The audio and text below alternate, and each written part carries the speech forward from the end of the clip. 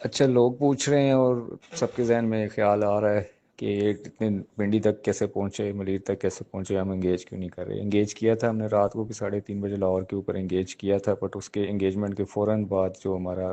Weapon system تھا وہ اس کا جو وارننگ ریسیور آن ہو گیا تھا،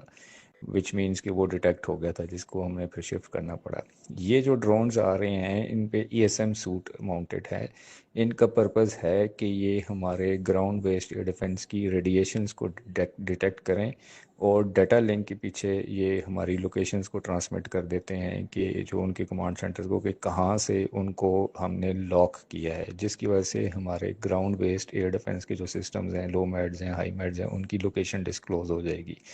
اس لیے کل رات جب اس کو پہلے ایکٹیو ہم نے انگیج کیا ود ہارڈ کل، جس کو کہتے ہیں کہ ڈرون کو ہم نے میزائل سے مارا گراؤنڈ بیسڈ ایئر ڈیفنس سے، تو جس کی بعد جب ہمیں اس کا تھریٹ کا اندازہ ہوا کہ this is for this purpose they are being using اسرائیلی ڈرونز ہیں، تو that's why it was decided کہ ان کو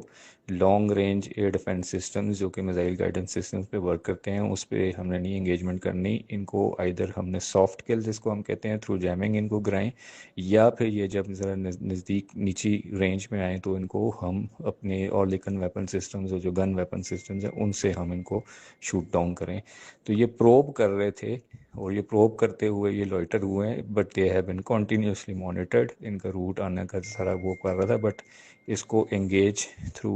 long range air defence missile system سے نہیں کیا گیا deliberately to avoid the detection of own systems. Henceforth جب سے وہ اپنی رینج سے انہوں نے آلٹیٹیوڈ کو انہوں نے کم کیا